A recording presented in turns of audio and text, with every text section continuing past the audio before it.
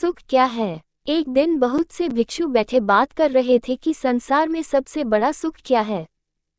अगर संसार में सुख ही था तो छोड़कर आए क्यों?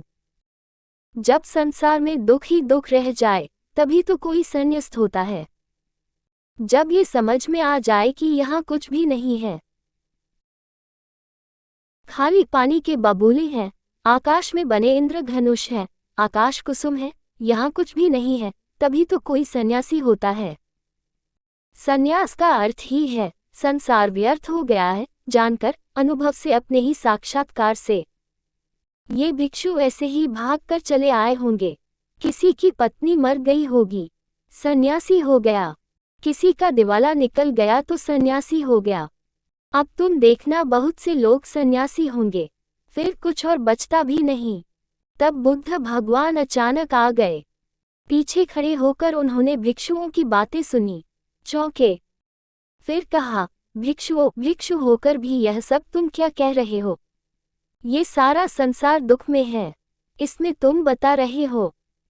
कोई कह रहा है राज्य सुख, कोई कहता है काम सुख दुख में है, इसमें तुम बता रहे हो। कोई कह रहा भोजन सुख, स्वाद सुख, ये सब तुम जो कह रहे हो क्या कह रहे हो? ये सुनकर मुझे आश्चर्य होता है। अगर इस सब में सुख है तो तुम यहाँ आ क्यों गए?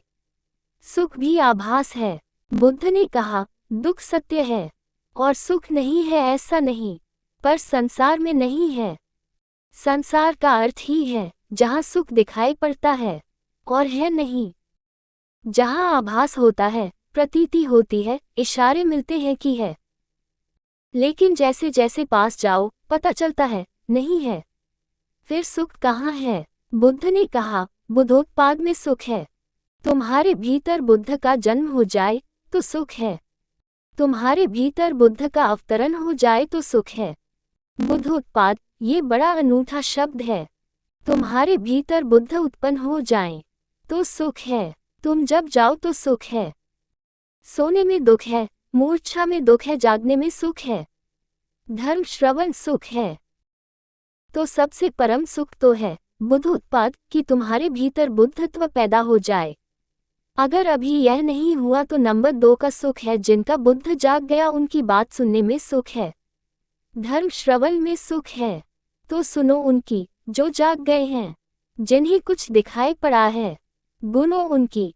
लेकिन उसी सुख पर रुक मत जाना। सुन सुनकर अगर रुक गए तो एक तरह का सुख तो मिलेगा, लेकिन ये भी बहुत दूर जाने वाला नहीं है।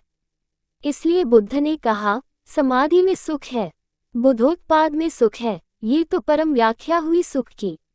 फिर यह भी तो हुआ नहीं है, तो उनके वचन सुनो, उनके पास उठो बैठो, जिनके भीतर यह क्रांति घटी है, जिनके भीतर यह सूरज निकला है, जिनका प्रभात हो गया है, जहाँ सूर्योदय हुआ है, उनके पास रमो, इसमें सुख है। मगर इसमें ही रुक मत जाना। ध्यान रखना कि जो उनको हुआ है वह तुम्हें भी करना है। उस करने के उपाय का नाम समाधि है। सुनो बुद्धों को और चेष्टा करो बुद्धों जैसे बनने की। उस चेष्टा का नाम समाधि है, उस चेष्टा का फल है बुद्धोत्पाद। सुनो बुद्धों के वचन, फिर बुद्धों जैसे बनने की चेष्टा में लगना, ध्यान, समाधि, योग। और जिस दिन बन जाओ उस दिन परम सुख।